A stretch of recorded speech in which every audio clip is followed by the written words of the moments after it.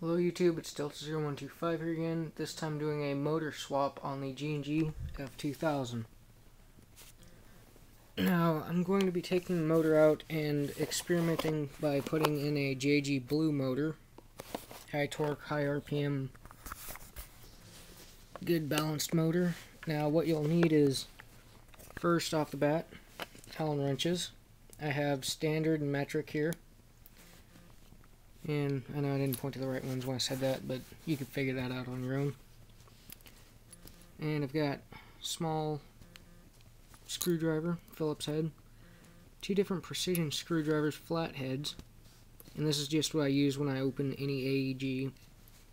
Got some precision needle nose pliers, two Allen wrenches I mentioned, got some regular pliers, a small flathead, and a big fat flathead.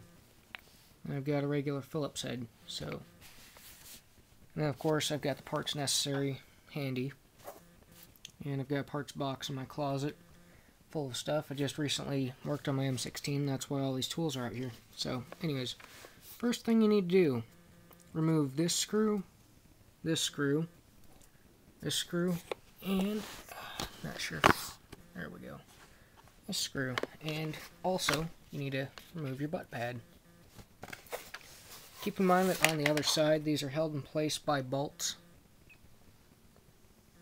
so try not to lose any parts. And once these are out, your motor should just slide out like a P90's. Oh yes, and on the back you'll have to undo these two screws and then slide this piece up and out after you loosen these two bolts at the back. Once you loosen these two, you should be able to just remove the gearbox entirely. So I'm going to do that real quick. Okay, so now that I've done that, I'm pulling out my gearbox, and by the way, it's kind of hard to pull it out. Once you've done that, it should just slide out, and there's the F2000's gearbox. Please note that the motor is like a version 3 gearbox mount.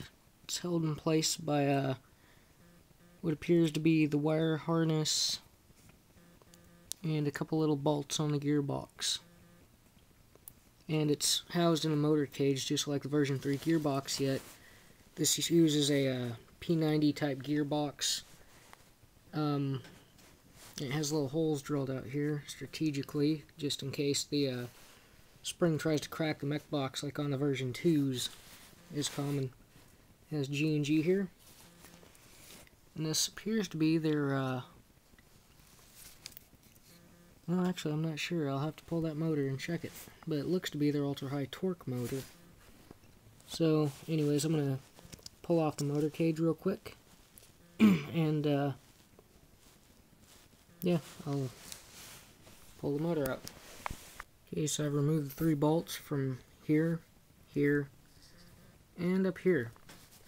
Next step is to take off these little motor contacts, negative and positive. By the way, this is some high quality G&G wiring, as you can see, silver plated. And then I'm going to remove the motor. And by the way, you just pull it down and away, and it slips out like a version 3. And then all you have to do is open the motor case, remove the motor, and insert a new one. And it does take the long type motor, as you can see here. As a matter of fact, I'll even pull one out of the box to show you. Pull out this DPMS A17 LPEG motor. And this motor does not appear to have a spring in it, but if you can see this, these motors are about the exact same. So, almost the exact same length here. There we go. Almost the exact same length. So it is a long type motor. My spring for my LPEG. Great. Give me a second. These damn screws got magnetized. And there we go. My spring came off that. Put that back in my AEG box. So I'm going to replace the motor and show you what it looks like. Also, please note that to remove the motor from the motor cage, you have to take out this little Allen bolt in the back up here. That appears to be the only one. Oh, and by the way, the motor does have a spring. I don't think you can see it down there, but it does have one on it. So I'm going to pop this open and show you what it looks like. Also, something else I noticed about this motor is it has no markings to indicate positive or negative, but as I know as this side is positive and this one's negative, so I'm going to take this black marker and mark the negative side in case I decide to stick it back in there later. I'm not sure if G&G is actually trying to make noobs break their motor mount box or not, but they set up a little clever part where you have to pull back this side and push forward on this side after removing your screw in the back of the motor mount. So I'm pretty sure that they're trying to make you buy parts in the future, but I just thought I'd point that out, that you have to remove this screw to actually pull the motor. So after pulling that screw out, which is this little grub screw right here, it's supposed to be for your motor adjustment. I'm going to have to put this between my legs while I do this, because I still don't have my tripod, and if any of you complain out there about it, buy me one then. Anyways, what you do is you pull down and pull apart your gearbox while trying to keep that spring from flying apart. And it comes apart in two halves, and you have your motor and your adjustment piece. So I'm not sure about this motor of theirs because it's unmarked. So I'm not sure, but I'm guessing it's their ultra high torque motor. So unmarked motor, and I have marked the motor mounts negative and positive. Positive one's clear.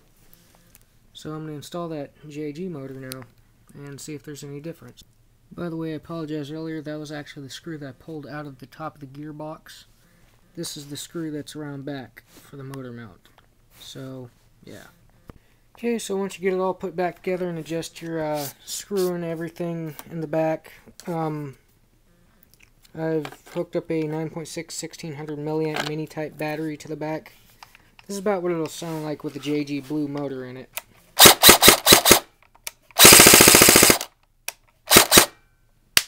So it's quite a bit higher than the stock rate of fire. Now I'm going to hook up a 10.8. Okay, so here's my 10.8 volt battery for my M4.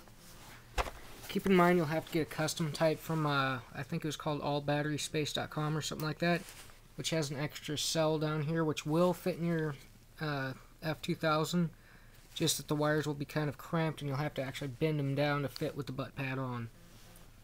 Other than that, a little bit uglier customization you can do for it is cut a little hole out the side of the butt pad and try it that way, but I don't want to do that because it's a really good butt pad. Better feeling than, say, an M4 or something like that. So without further ado, I'm going to hook up this battery and hopefully this review won't be too long. And full auto.